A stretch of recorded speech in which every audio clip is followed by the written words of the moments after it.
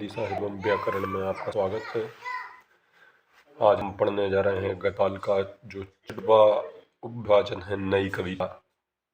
नई कविता का प्रारंभ सन 1953 से 19 अब तक का माना जाता है।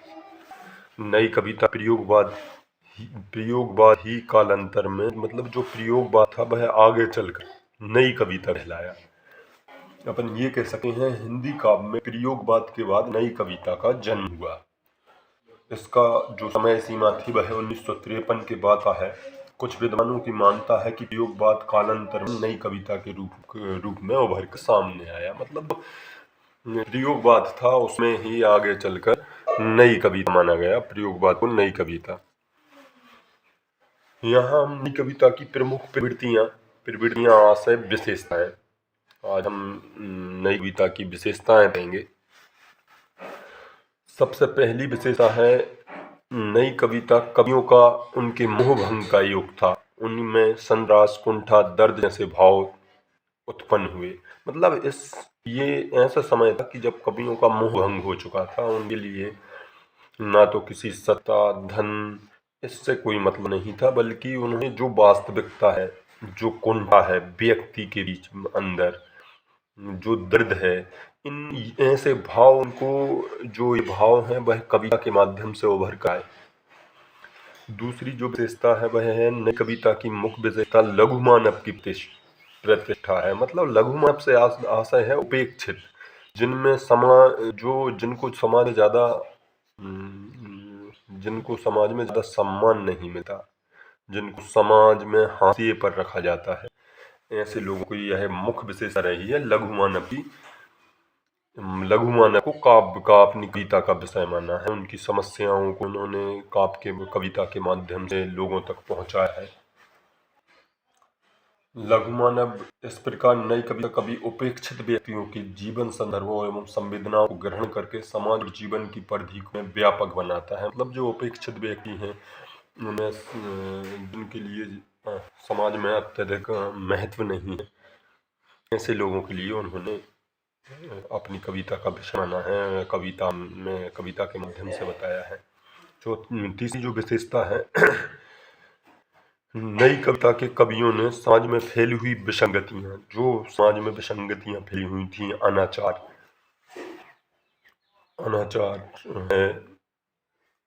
अनाचार को अपनी कविता का मुख्य स्वर दिया है।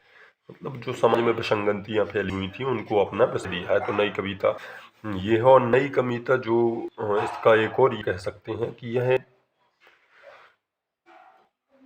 नई कविता में मतलब जो विसंगतियां हैं समाज में, जो कमियां हैं, उन कमियों को उभार कर सामने लाया गया है।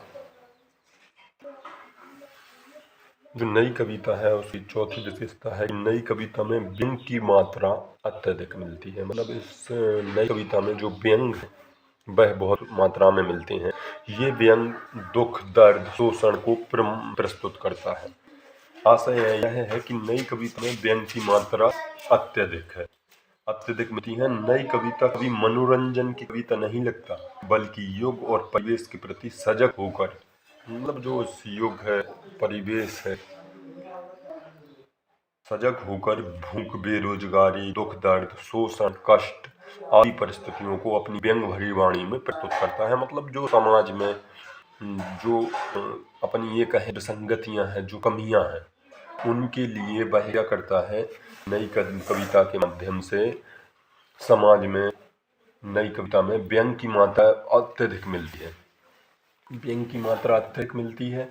नई कविता कभी मनोरंजन कविता नहीं लिखता, मतलब इससे व्यक्तियों का मनोरंजन हो इसके लिए वह कविता नहीं लिखता, बल्कि युग और परिवेश के प्रति सजग होकर, मतलब जो वर्तमान में स्थिति है, जो परिवेश है, उसमें उसके प्रति सजग होकर वह भूख, बेरोजगारी, दुख, दर्द, जो कि बहुत समाज में बहुत बड़ी विसंगतियां मानी जाती हैं, इनको शोषण, कष्ट आदि परिस्थितियों को अपनी व्यंग भरी वाणी में प्रस्तुत करता है। जैसे एक छोटा उदाहरण बता देते हैं। लोहे का स्वाद लोहार से मत पूछो, उस घोड़े से पूछो जिसके मुंह में लगाम है। ये एक उनकी व्यंग है, जो कि समाज की वास्तविक स्थिति के बारे में बताता है। अब अगली विशेषता जो नई कविता की है, नई कविता में बिंबों के अनेक प्रयोग देखने को मिलते हैं। नई कविता में जो बिंब होते हैं, बिंबों के अनेक प्रयोग देखने को मिलते हैं। श्रव्य बिंब, स्पर्श बिंब, गंध बिंब।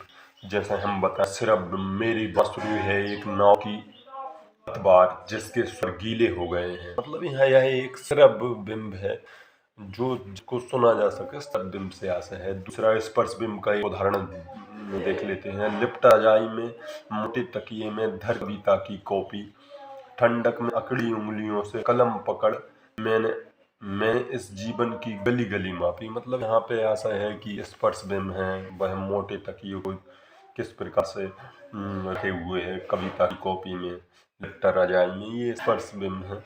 अगला गंध बिंब, जैसे ज्योंनार हो चुकी थी, मेहमान चले गए, बस पकवानों की गंध सारे घर में बस रह गई। यह एक श्रव्य बिंब का उदाहरण है। तो नई कविता की एक विशेषता रही है कि इसमें बिंब का प्रयोग अत्यधिक किया गया है। बिंब से आशय होता है कि कविता को पढ़ते समय जो चित्र हमारे मानस पटल पर बन जाए उसको बिंब कहते हैं। अब जो नई कविता के प्रमुख कवि व उनकी रचनाओं के बारे में पढ़ें तो नई कविता के धर्मवीर भारती हैं कवि। इनका जन्म सन 1926 में, मृत्यु 1997 में हुई। इनकी प्रमुख रचनाएं हैं अंधा योग, कनुपिया, ठंडा लोहा। और दूसरे कवि हैं केदारनाथ सिंह की अगर जन्म की बात कहें तो इनका जन्म हुआ 1934, मृत्यु हुई सन 2018 में। इनकी प्रमुख रचनाएं हैं अकाल में सास, यहाँ से देखो, साइकिल। जो तीसरे कवि हैं मुख्य कवि धूमिल, इनका मूल नाम था सुदामा प्रसाद पांडे। इनका जन्म सन 1936 में हुआ, मृत्यु 1975 में हुई। इनकी जो प्रमुख रचनाएं हैं संसद से सड़क तक, कल सुनना मुझे और नरेंद्र शर्मा अगले जो कवि हैं। इनका जन्म हुआ सन 1913 में, मृत्यु हुई 1989 में। इनकी प्रमुख रचनाएं हैं कर्णफूल, प्रभात फेरी, कामनी, प्यासा निर्झर। ये नई कविता के प्रमुख कवि एवं उनकी रचनाएं थी। और यहाँ जो एक जन्म स्थान का दिया है इसको आप याद रखें, क्योंकि सिलेबस में भी अक्सर पूछ लिए जाते हैं कि उनका जन्म कब हुआ, मृत्यु कब हुई। तो धर्मवीर भारती, केदारनाथ सिंह, धूमिल और नरेंद्र शर्मा के बारे में अपन ने पढ़ा। अब नई कविता का पूरी विशेषता हो चुकी है। अब अगली वीडियो में मिलते हैं काव्यांग के संदर्भ में जो वीडियो बनाई जाएगी। नमस्कार, धन्यवाद।